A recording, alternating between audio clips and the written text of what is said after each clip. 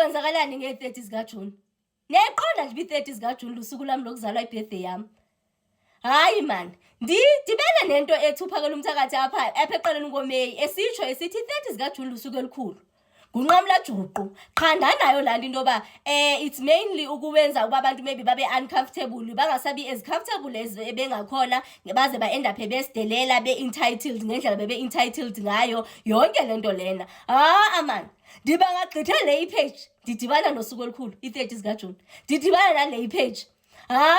Ndizophazamiseka ke ngoxa sendidibana nanayo le ipost elapha lelapha ecaleni kwam so abantu bokufika nabo bathi i-30 zikaJune for bona lusuku olukhulu. So andikho sure uba ithini le nto, ithi nje baxolela undenze na mazilime eziyetsheni because bathi nabo for bona lusuku olukhulu phike phofu apha eSouth Africa ngongathi bathi nje abayindawo.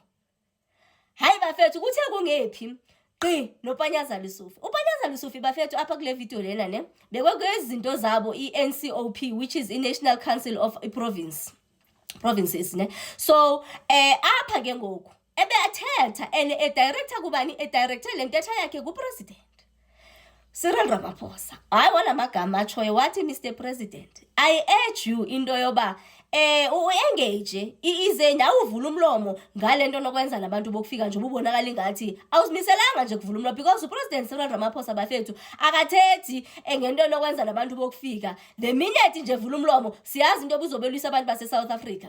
The minute evula umlomo siyazi uzobegrogisa abantu base South Africa ngokuthi uzoba arresta uzothini. So uthulile nje, even nangoku siyabona ikhona umnyakazo wenzeka, ikhona movement wenzekala for the first time. Siyayibona even ugovernment naye esiya beyodemolisha certain buildings nje, uyabona ikhona yona into engathi nje iyanqunga khona apha. Siqhelile mos into yoba silwe kuthwethe kustrike kumashwe kuthini, but nje elizinga hayi bafethu ngathi sihamba ngomnyushuni kule game.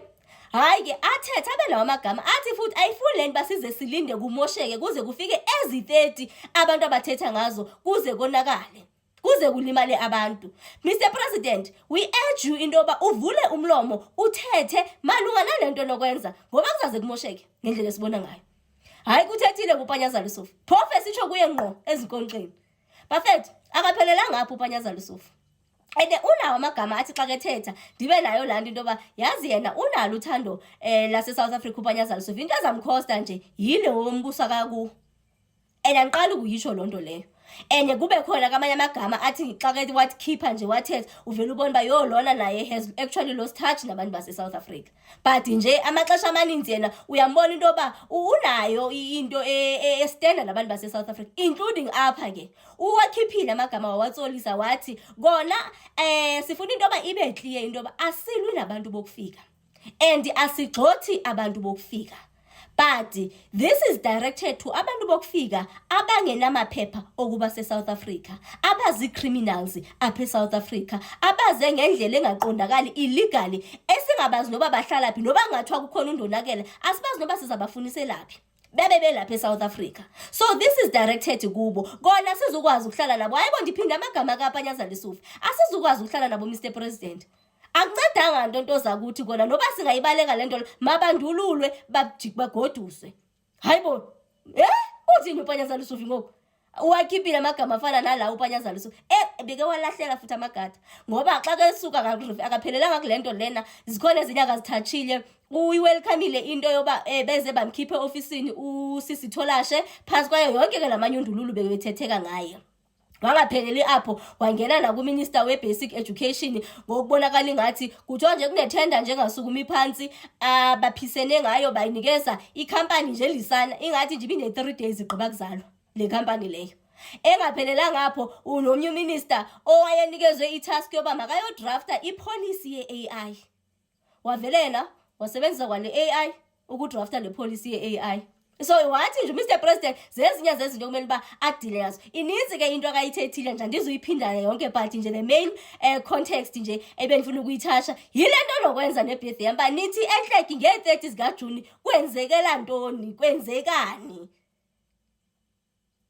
Singashiyeki bafethu, joining a speed nithi kwenzakalani nge-30 zikaJune phi 30 June umnqamla juqu 30 June umnqamla juqu wokuhamba kwa wonke umuntu okufika la eSouth Africa ongahambanga sesiyoqala phansi ke sixoxe ukuthi kuyoxoxa kanjani.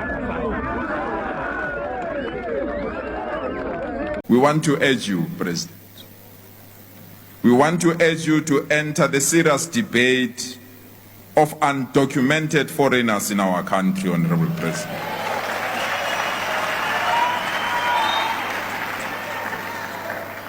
Our cities, Honorable President, have seen unprecedented marches of citizens raising concerns about undocumented immigrants.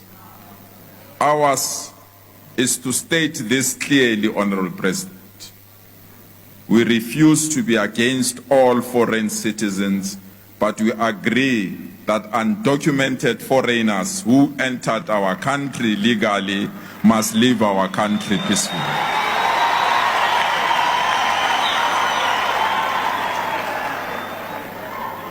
Once more, President, we want to make it clear we are not against foreigners, but we can't tolerate people we don't know how they came in our country, what they need in our country, what they are doing in our country, and where they stay in our country, President. So, President, we urge you to enter the debate and allow us to ensure the new immigration laws and the immigration bill that is currently in public participation mode, that it must be utilized to be the final document to resolve this matter once and for all. And those that have given foreigners up until the 30th of June to leave our country want to